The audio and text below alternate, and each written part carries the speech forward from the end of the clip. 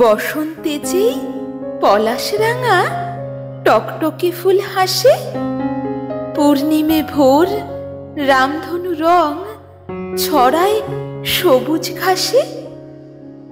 আমরা তখন ছোট্টটি খুব, উড়িয়ে ধূসর ধুলো, লাল বেগুনি হলদে সবুজ নিগুলে রঙগুলো।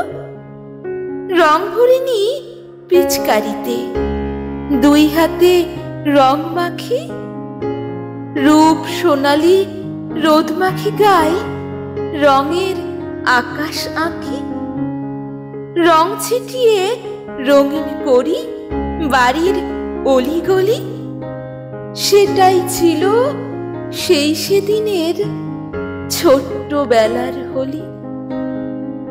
রং মাখাতাম খাঁচার পাখি বেড়াল ছানার গায়ে, কাকাই জেঠুন ঠাকুর দাদা ঠাকুমায়ের পায়ে।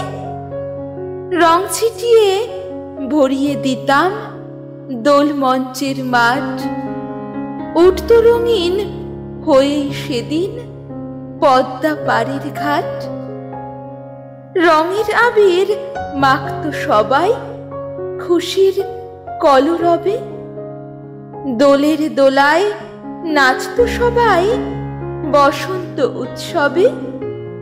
চাঁদের হাটে জুটত যত সকল রঙের সাথী, সেটাই ছিল সেই সেদিনের দোলের মাতামাতি।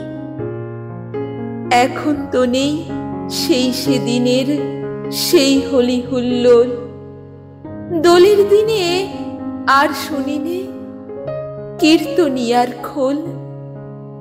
আজ দেখি সব ছোট্ট যারা ছোট্ট ঘরের কোণে, দোলের আবির দেয় পাঠিয়ে হাতের মুঠোফোনে।